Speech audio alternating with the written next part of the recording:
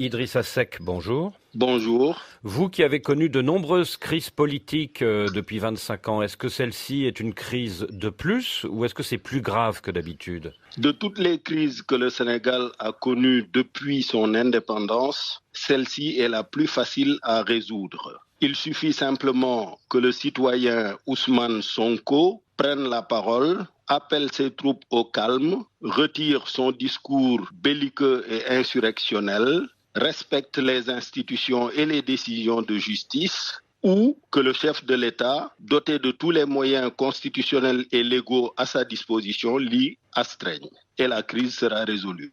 Donc vous pensez que la solution vient d'abord du côté de l'opposition et d'Ousmane Sonko, hein? Du côté du citoyen Ousmane Sonko, il ne faut pas confondre le citoyen Ousmane Sonko qui a un problème avec la justice et l'opposition, puisque le combat politique doit être séparé du combat de Ousmane Sonko qui cherche à se soustraire à la justice. Alors, suite aux très graves affrontements meurtriers de la semaine dernière, l'opposition accuse le pouvoir d'avoir recruté des nervis pour tirer sur les manifestants. Le pouvoir dément et annonce une enquête judiciaire. Quel est votre point de vue ?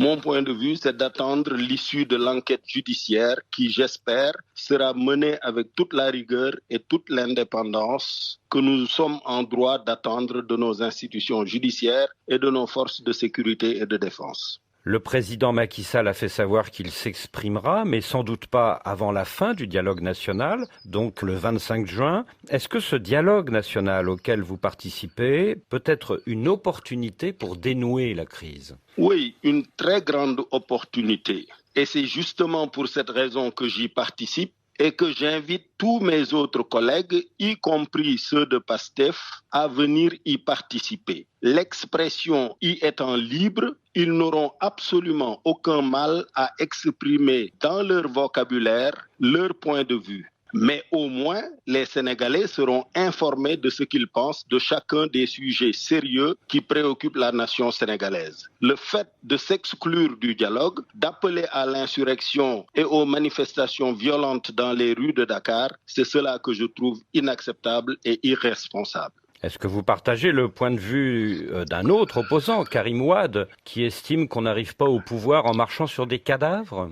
Mais c'est le point de vue de son père, pas de lui. Et c'est un point de vue que j'ai pratiqué avec son père pendant nos 26 années de lutte dans l'opposition sénégalaise, où nous avons subi beaucoup de situations d'injustice, mais où notre code culturel de démocrate a pu dominer notre code génétique et impulsif et nous a évité de nous servir de notre jeunesse comme bouclier humain pour nous soustraire à la justice. Et Wade a été arrêté plusieurs fois, je l'ai été, nous avons toujours répondu à la justice, nous avons eu gain de cause et nous sommes arrivés au pouvoir en 2000, moi directeur de campagne électorale, lui chef d'État à l'issue de la victoire. Alors à ce dialogue national, quelle serait, à votre avis, la mesure la plus propice pour dénouer la crise actuelle ? Ce serait d'abord que le chef de l'État lui-même puisse annoncer qu'il ne fera pas un troisième mandat et qu'il ne sollicitera pas du peuple sénégalais un troisième mandat.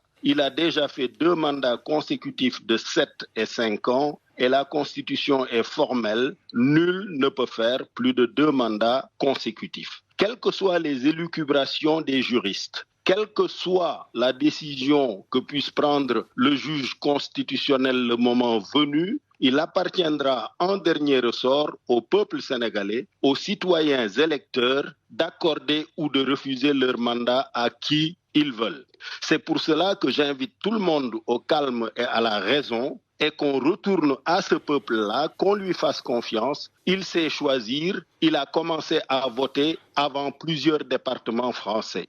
Depuis la visite du président Macky Sall lundi chez le calife général des Mourides, il semble qu'une médiation soit en cours avec l'aide de certains chefs religieux. Est-ce que vous y participez ? Est-ce que ça avance ? Je ne suis pas au courant. Ce que je sais en revanche, c'est que notre peuple est riche de plusieurs mécanismes de médiation et de solutions aux crises que nous traversons. Et naturellement, les chefs religieux y jouent un très grand rôle, la société civile également, plusieurs intellectuels, etc. Il y a plusieurs initiatives certainement en cours, mais la diplomatie ne se fait pas sur la voie publique.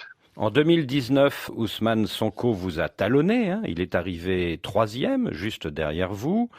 Et sans doute l'an prochain, espérez-vous que si jamais il ne peut pas se présenter, eh bien ses partisans puissent voter pour vous. Mais en l'appelant aujourd'hui à cesser toute tentative d'insurrection, est-ce que vous ne risquez pas de vous couper de ces partisans?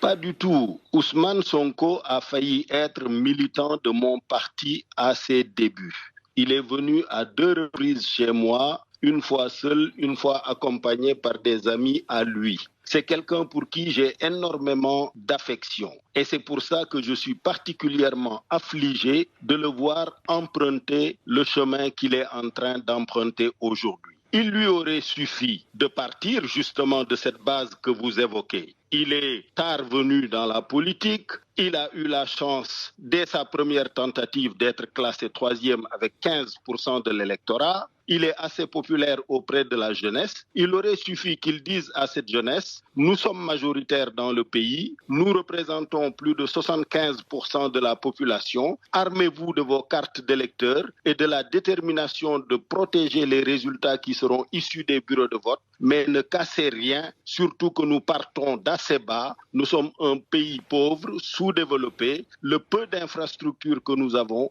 le peu de bus, d'universités, de bibliothèques que nous avons, ne les brûlons pas, mais restons déterminés, marchons pacifiquement, montrons notre nombre. S'il avait fait ça, j'aurais applaudi. Mais à l'opposé, il appelle à l'insurrection, à la violence. Il leur offre comme hymne une insulte dans la langue nationale. Cela est indigne de son parcours. Idrissa Seck, vous êtes resté dans la majorité présidentielle jusqu'au mois d'avril dernier. Vous n'avez rompu avec le président Macky Sall qu'il y a seulement quelques semaines. Est-ce que vous êtes crédible pour porter une parole d'opposant ?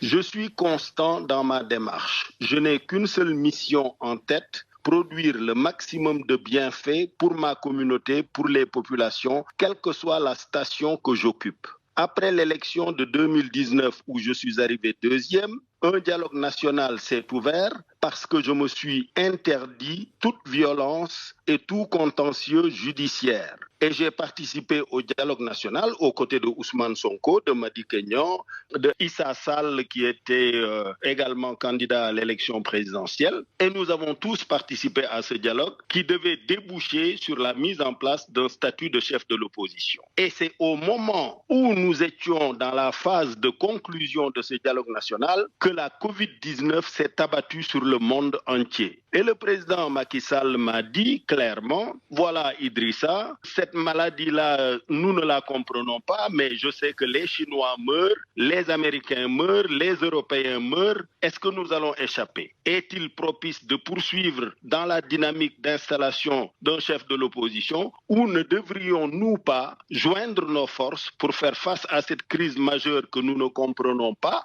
et qui s'abat sur nous? Et au-delà, nous allons retourner à nos affaires habituelles, toi chef de l'opposition, moi chef de l'État. Et bien évidemment, ma réponse n'a pas tardé. Je lui ai dit que l'eau qui sert à éteindre le feu, on ne prend pas le temps de la filtrer. On éteint le feu d'abord et après, on s'occupe de filtrer l'eau. Et c'est pour ça que vous avez fait chemin ensemble avec Macky Sall et qu'aujourd'hui, vous rompez à nouveau avec lui ? Exactement. À l'approche de l'élection présidentielle, je lui ai dit très gentiment, vous arrivez au terme de vos 2 mandats consécutifs, je retournerai solliciter les suffrages des Sénégalais. Je vous recommande de ne pas tenter ce que Wade a tenté et échoué en 2011-2012. Sortez par la grande porte. Nous deux venons tous de milieux modestes et nous sommes montés au sommet de l'échelle sociale. Nous avons des parcours exceptionnels. Il ne faudrait pas gâter cela par une tentative vouée à l'échec d'un 3e mandat. Monsieur le Premier ministre, merci.